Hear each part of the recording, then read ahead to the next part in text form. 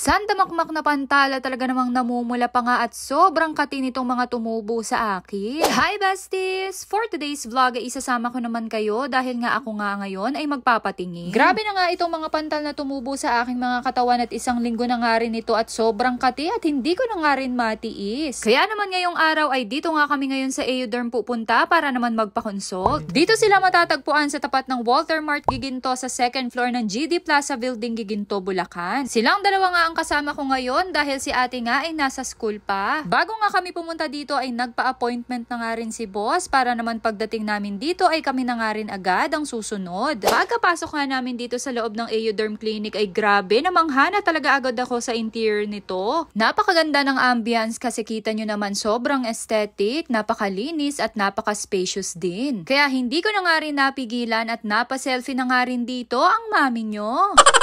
Pero ang pinaka nagustuhan talaga dito ng bunso ko ay itong mga kending nandi rito. Yan nga talaga ang una niyang napansin kasi naman punong-puno ng mga candy yung basket na yan. Medyo nahiya pa nga siyang kumuha dyan pero sabi ko okay lang yan dahil pinamimigay talaga yan dito sa clinic. Maya-maya nga'y bumalik nga siya ulit para kumuha naman itong prutos. Diyos mio anak, ang sabi ko isa lang, wag mo namang ubusin ang mga candy na yan. Charis. Habang nag-aantay nga kami na tawagin ni Doc ay nag-i-inquire na nga rin itong si boss. Balak pa nga yata niyang magpa-road to clear skin. Charis.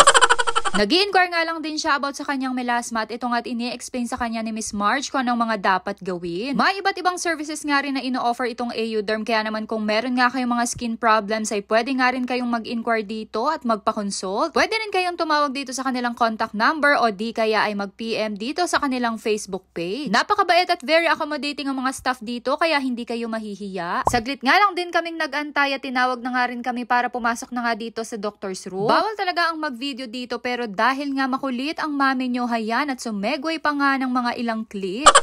Hindi kasi makukumpleto ang aking ganap kung walang clip na ipupuslit. Charis. Kaya pasensya na agad Doc Christine at hindi ko na nga rin talaga napigilan. Sadyang makulit lang po talaga ang mami na to.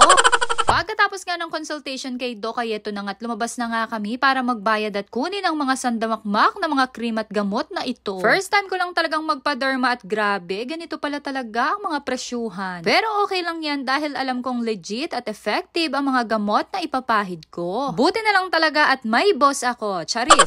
Kaya naman makakauwi na nga kami na hindi na nga magwa-worry. Yun lang, thanks for watching.